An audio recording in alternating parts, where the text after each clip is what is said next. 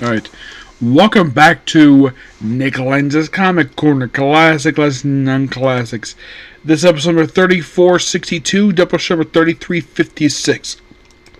There was a stream planned, but there was a bunch of delays, like involving the thumbnail, he had to leave briefly, and not only that, he also, and then he gets back and his laptop crashes, so postponed tomorrow night. So, let's talk about these two trades here. Both these two are the final trades released for these runs. One of these books I do own, the other one I don't own. They was a library book. Now, the thing with these two books is that they ended because Age of Evolution, and then as soon as they come back, you think, oh, we're going to pick up the number and left off. Nope. Not in this list. It is basically going to be both these two books were relaunched as limited series. I don't know why, but that's where they are. Alright, first we have is Storm, Volume 2, Thunder War, which contains issues 6 to 12 of Storm Volume 5. Skipping, well, by the way, we have still the same writer, Madara Alado, who does basically the writing here for all 12 issues of this book, with issues 6 and 7 done by Lacano Vanquicio, Lucas Runnick, who does issue 8 through 10, with Mario Center, who does issues 8, 11, 12 by himself, and then Civil is issue 11. So, issue 6 is a tie-in to Manhunt, skipping over that. Yeah, and it seems like a lot of the books basically, now, by the way, I have reviewed X-Men, Uncanny X-Men, Wolverine, I don't think Wolverine surprises me. So, Thunder War starts with issue, now we first start with, and next we have issue 7. Well, we start off with the Silver Surfer. Yes, the Silver Surfer. He comes, gets a sword, and basically Storm deal with a serpent, and we see this other guy here. It's not Beast, it's some other guy. And then we go to Storm Sanctuary, where he sees Storm meet up with Tony Stark in his Silver Centaurian armor. Yep. So, yes, the Storm Sanctuary. It basically so Rio de Janeiro and battles basically the Serpent and battles some other gods. Basically, the whole Thunder War thing is her versus the other gods. And then we have a guest appearance by Thor. Which, yeah, this leads to the very next issue, the whole thing with the Thunder War thing. And of course, we also have Iron Man here with, and this is funny, where it's like, she did it, don't worry, T'Challa. I'm sure your anti-cloud seeding candidate is something too. We working on it together, Tony. It was your idea too. Really, my idea. And you go like, you want to go hide the storm? Perhaps another time. I'm in a hurry. I have a great evening planned at Frost. Touchy. And there's a basically airport at Richards. Happily married, never divorced. Okay, that's actually quite funny. Then Storm and Thor battle in the Amazon rainforest. Then we have the one above all, a character who debuted in, of all books, Fantastic Four. Now, the one below all, yeah, the thing with Al Ewing's run for Immortal Hulk, it's like there was a bunch of cosmic stuff he explored with that character. And of course you see her doing push-ups. And then we see her visiting the FBI with Gateway. And then she basically received various people including Gentle, She-Hulk, Juggernaut, Big Bertha, Strong Guy. Okay, it's a guy that uses Magik armor and Abomination. By the way, Big Bertha had this thing where she switched back between her slim form and her chubby form. At some point, she got stuck in her chubby form. And there was a guy who was... She's a model. And then we meet this guy who is an agent for, I think, the FBI. And... I actually think it might be one because we see Agent Larson from one. Yeah, we just debriefed the whole thing with Storm, and and the fact that he overpowers her, which is surprising. And he doesn't arrest her because basically, well, you mentioned it's a manhunt. It's like under arrest for obstructing justice, murder, arrest for obstructing justice, and then she's arrested. But then, of course, she contacts her lawyer, who turns out to be She-Hulk. Yep, who's actually having a sparring match with Strong Guy, because of course she is.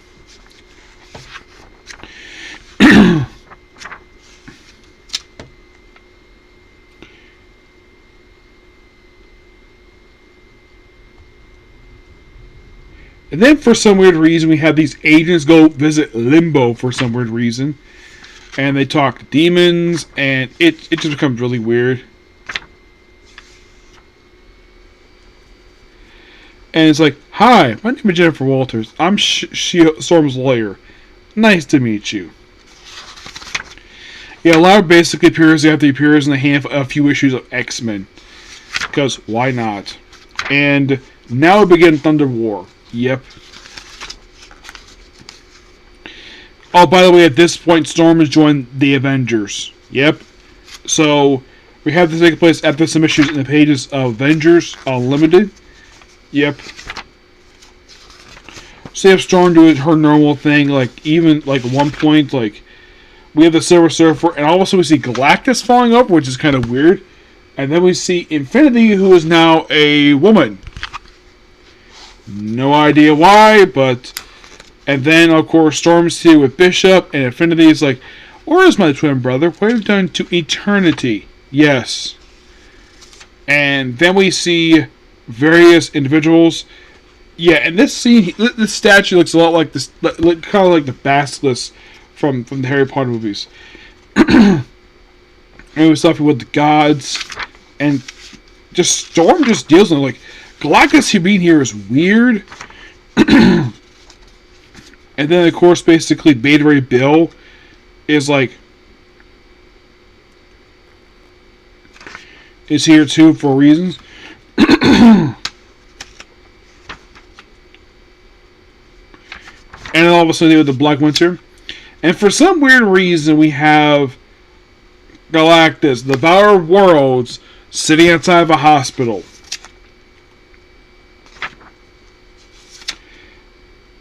And apparently this guy here is Eternity. Yeah, Galactus being here is odd. And at one point, and then issue 12 opens up where you have Jericho Drum, Dr. Voodoo, comes out of a frog. And then he meets up with Gore the God Butcher, who is dead. Yeah, this one he did kind of come back in the pages of King Thor when I was featured, but in present day, he's been dead since Thor issue 11. Thor God Thunder issue 11.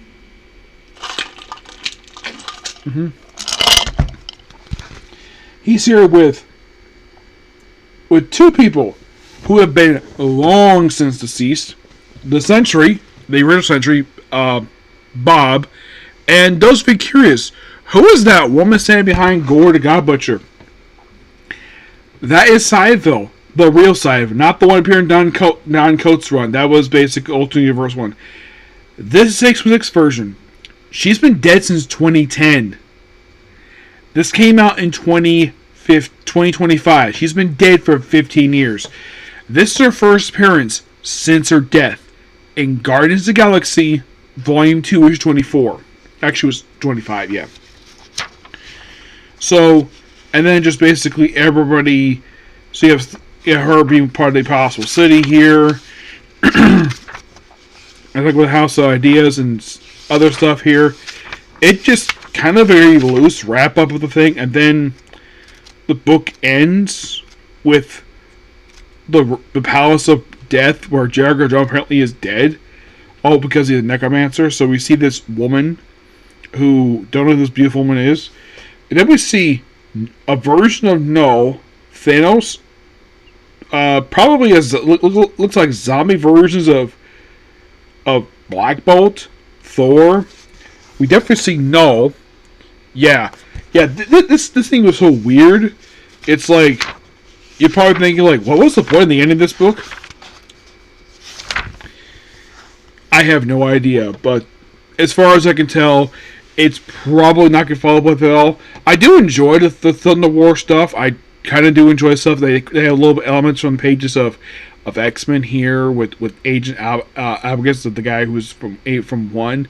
And of course also there's stuff here from Pages of Avengers, which I thought was really cool too. Good book overall. Final thoughts on Storm Volume 5. Really good book. It's something though. The fact that Marvel decided to give her another shot in an ongoing series. First time since 2011. Oh, actually, no, it was actually the first time since 2013, I think it was. Yeah, 2013. Her last volume that she had that was ongoing lasted 11 issues. I say this is the 5th volume because it is. Because the first 2 volumes were 4 issues in the series. The 3rd volume, which was the ongoing one, that was 11 issues. The previous one for this one, that was Anna Hillier of that book, that was a Flash miniseries, and that was 4 issues. And here, this was 12. By far, the longest book under the name Storm. This book was actually surprisingly really good, and it's a shame to, like, okay, so they end the book because of Age of Evolution stuff, supposedly put on hiatus for months, and you think, oh, well, we're gonna pick up right left off here. Not necessarily. I'm guessing probably the reason Marvel axed this book at the 12 issues, and this is my personal theory, I don't think it was that big of a seller for Marvel. That's my possibility for that. It surprisingly lasts longer than a lot of the other spin-off books. Yeah, a lot of the other spin-off books there, this is kind of interesting, because pretty much every single book under the From the Ashes initiative, with the exception of X-Men, Uncanny X-Men Wolverine, all ended after only 10 issues. This is the only book it did not. That's not one of those 3. And do I think that Storm really necessarily needed one? Not really, no. But I think the book was fine for what it was. There's nothing really offensive with this book. The book was actually surprisingly really good, like I said. I just don't get why Marvel ended it for. Yeah. Marvel could say, oh, maybe low sales could possibly be the reason the book ended, but no one exactly knows the reason for it. But instead, of course, instead of, continuing the actual ongoing series, Marvel was like, nope, we're doing a limited series, Earth's Most Mutant. Which, I do praise them for keeping the same writer, but why is limited series? Good question. Now, one book under the initiative that was initially ongoing, everybody knew was ongoing, and then for some weird reason, Marvel just abruptly changed it to a limited series, despite the fact it was initially launched as an ongoing. That will happen next, but not this book. Oh no. Next up we have is Magik Volume 2, Shadows of Resistance. This collects issues 6 to 10 of Magik Volume 2. I'll get to my thoughts on this book later. So, Ashley Allen is your writer, with Jesus Havas on issue 6. A lot of the rest of the book, except for issue 8, is done by German Perlita. Matt Hardock does issue 9 by himself. So you just have Ilya, Danny, and Lamel. We open up with the Limbo Embassy, which basically is the home of the Goblin Queen, aka Madeline Pryor, Scott Summers' ex-wife, and also the mother of Cable. Yes, despite the fact that some people in the Marvel Universe tend to treat that Jean Grey is basically Cable's mother, despite the fact she is not. And the embassy is bombed, and, well, we had to deal with the aftermath of this whole thing. It's like,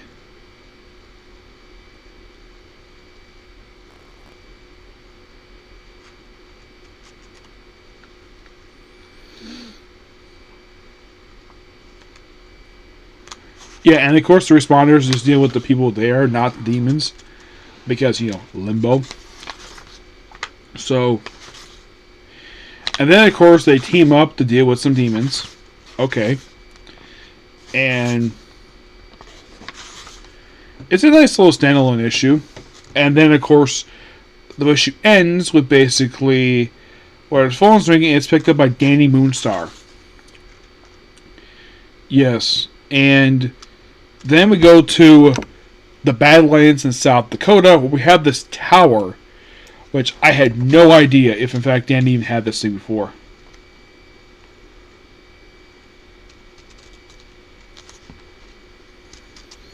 Yeah, this is completely new. I never knew the thing existed in the Marvel Universe. Then we see Immo, who I think he's possibly might be a acquaintance of Ileana. Now, the thing with Magik is about her.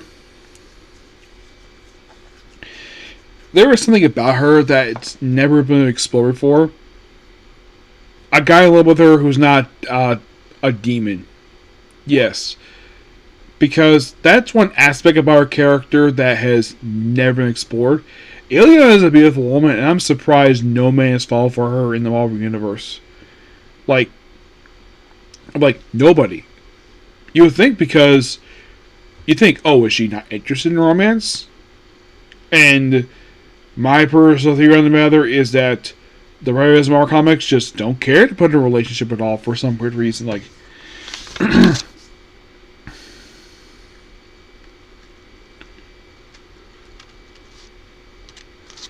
so basically, the headquarters to Eternally Dawn, and just a library of books. Also, for some weird reason, Ileana is where, like you see on the cover here, on this panel here, it looks like she's wearing the outfit she wore during the Bendis run. Like, here's a little bit better look here.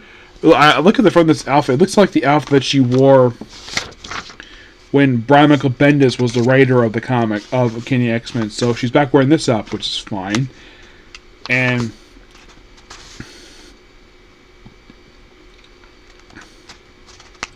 Lenz harkens to the more combat style, and of course, we have to do this whole society thing.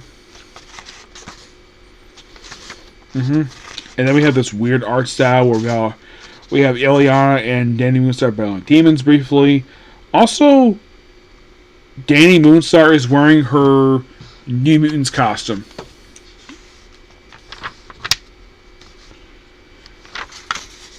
And then we have this guy in this monitor with the symbols. Yeah, then he basically puts a feather to his eyes like he's basically Lionel from Thundercats. And then he's shot in the head by this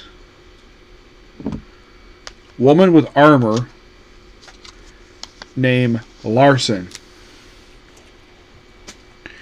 All about no survivors. And then we have a big fight with the serpents, which kind of means this is basically take place from the same period of time as the Storm book, kind of. The Storm is not here. They do mention Ileana in the Storm book, but she doesn't physically appear there. So you could say these last couple issues take place during some issues of Storm, possibly, but it's not really very clear with that. And then, like, the final issue is just dealing with a bunch of really good, it's really action-paced story. I like the whole library stuff. And look, here's a much better look at the costume. Yeah, that is clearly the costume that Chris Botchell designed for her for Uncanny X-Men. Yes, it clearly looks like it. It possibly is.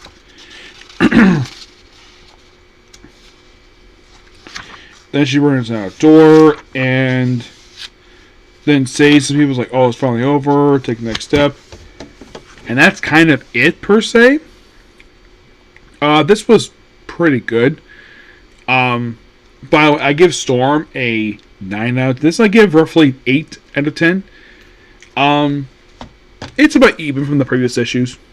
Yes. This is about even. So, my final thoughts on Magik. It's a very interesting book for what it is. Do I think it should have been an ongoing series? Not necessarily. He's not a character really needed one. Storm, I wouldn't mind it. Excuse me, Ileana? Well, my thinking is that I think a lot of people think of her just a character as part of a group of characters, not somebody to get her own solo stuff. Like, if you want to get somebody solo to like do a limited series, for her it's not really an issue because in the case their book would end it kind of wrapped everything up. There's like no loose ends.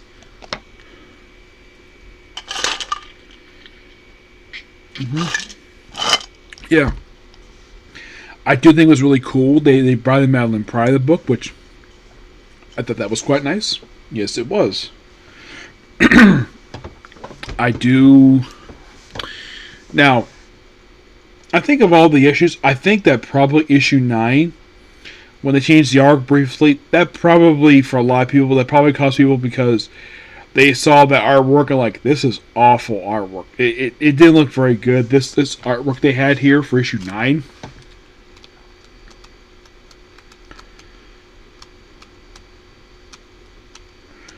Because one of these issues, I think it was, where the artwork just randomly turned to be really bad. Like, look at this. This is not got good artwork. Yes.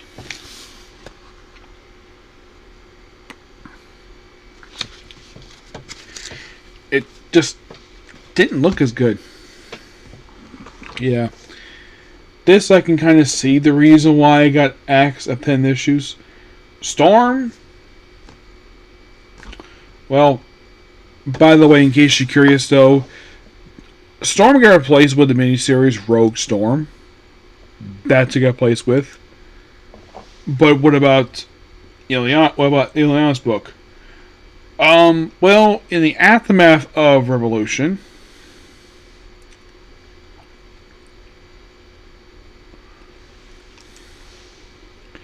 of Age of Revolution,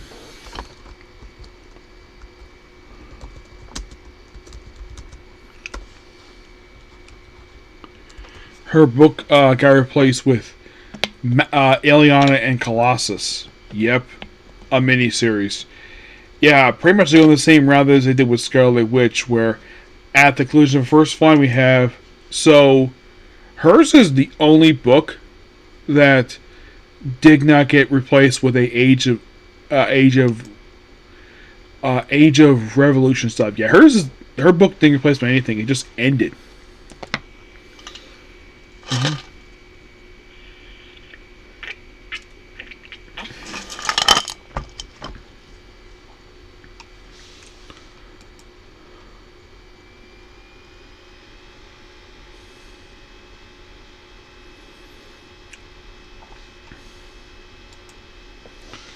Yeah, and that old lady, her name's Elissa Bonnet. Otherwise known as Embodiment. Yeah, she was just a character who debuted in these last few issues. This whole Society of the Eternal Dawn.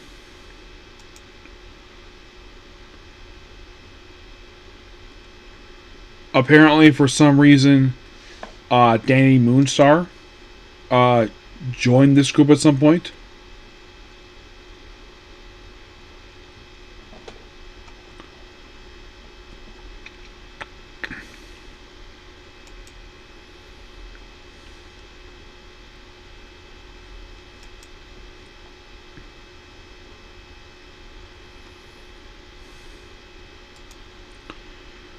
But in case you're curious, what has she done since the book ended?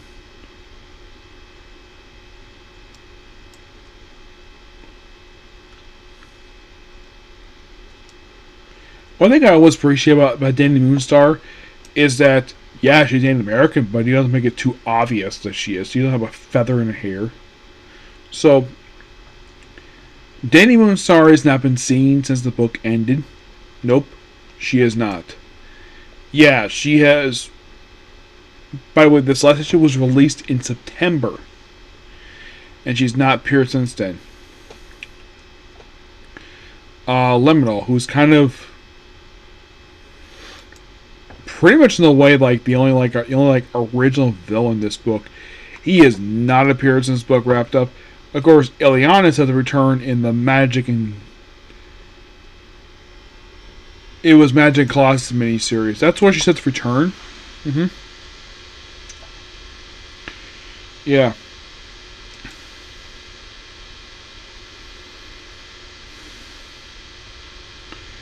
But after the book wrapped up, she did pop up in Storm, appeared in X-Men The most recent X-Men. Basically, for X-Men, she's kind of in a way went back to the X-Men.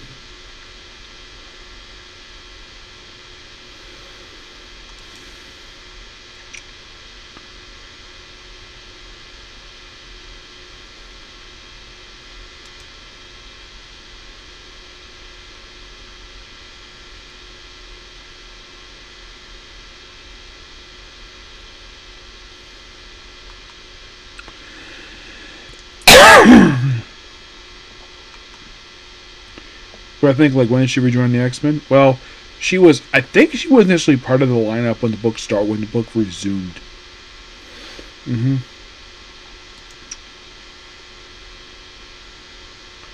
Yeah, basically, that's where you can find her. And it's like, yeah, and also the fact that they had her appear in the opening issue of Cyclops.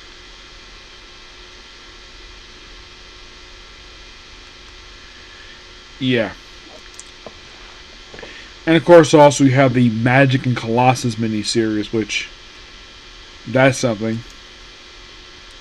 Yeah, it's Colossus who, in recent years, it just seemed like he's a character which Marvel writers have no idea what to do with him anymore. It's like ever since the aborted wedding of him and Kitty Pryde, it's like he's still popular, but it just seems like Marvel just doesn't have any idea what to do with him. Like, recently he was part of X-Force. Yeah, the Jeffrey Thorne book. Yeah, he basically just decided to become part of this book for reasons.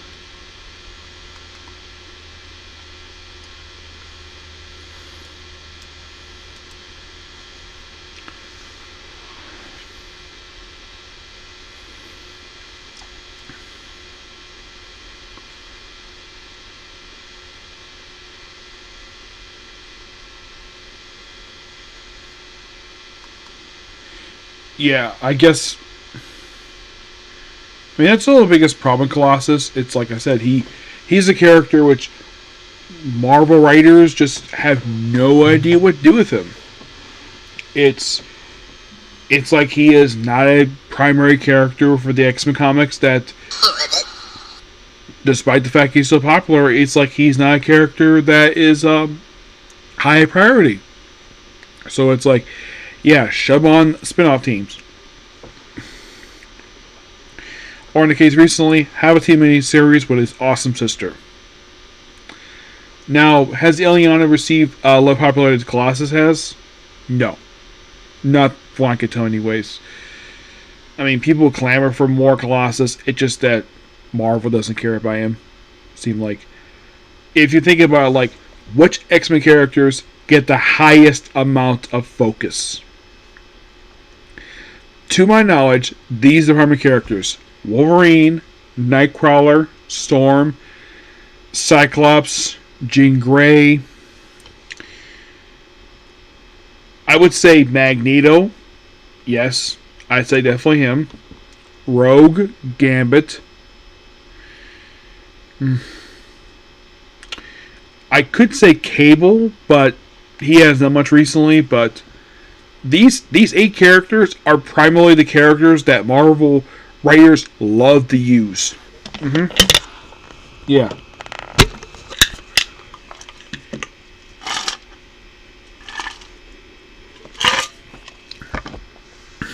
But you're probably thinking, okay, if Colossus still gets focus, and Colossus, Cyclops, what about the rest of the original family members of the X-Men? Well, Jean Grey obviously still gets focus, obviously. She does. She recently has a book, so she still gets some attention. Okay, that then asks the obvious question: what about the other family members? Angel, Iceman, and Beast. I would say Beast still gets attention. I'd say he definitely does. Angel is another character which Marvel writers currently just either don't care to use or they just don't want to put in the book. As for Iceman, He's a character who's been tarnished by Bendis. Yes. Because, of course, Bendis decided Adam is gay. Which a lot of people felt was forced. And it's one of those things Bendis has done for the X-Men comics. It's like a lot of his run was really good. That it's something that a lot of people just don't care for.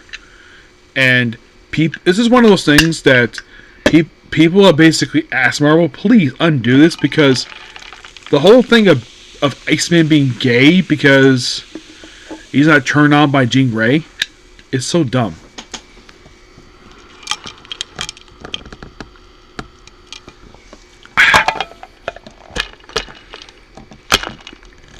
But list of comics below.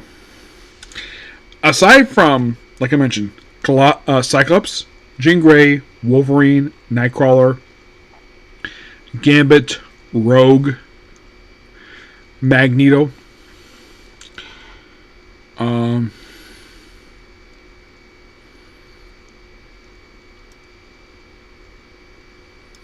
those ones thinking off the top of my head. Of all the X-Men characters on Cable as well, Deadpool is adjacent, but aside from these 8 characters I just named, name a character that gets a lot of focus at Marvel who's an X-Men character, because I swear not that the X-Men cast of characters is humongous. I get the fact that not all the characters get a lot of focus. This is one of the things I did like about the Korra stuff, because it gave a lot of the other characters that are part of the X-Men franchise something to do. But now, since the Korra is over, you're probably like, what's really there to do? Like, you have, best way to describe it, you have a tote full of characters that I can probably do a whole comic history on these characters that are just, like, I can list up a whole bunch of characters that are X-Men characters that Marvel writers just either just don't care to use or just don't know they exist anymore.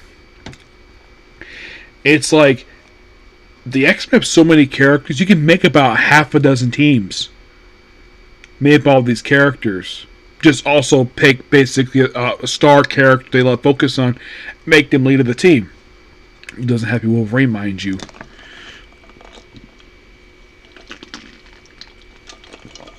But like we say for tomorrow. Okay, so that's pretty much it for particular video. Please be sure to like, comment, subscribe, turn notifications. Excuse me. I will see you all tomorrow for some more videos.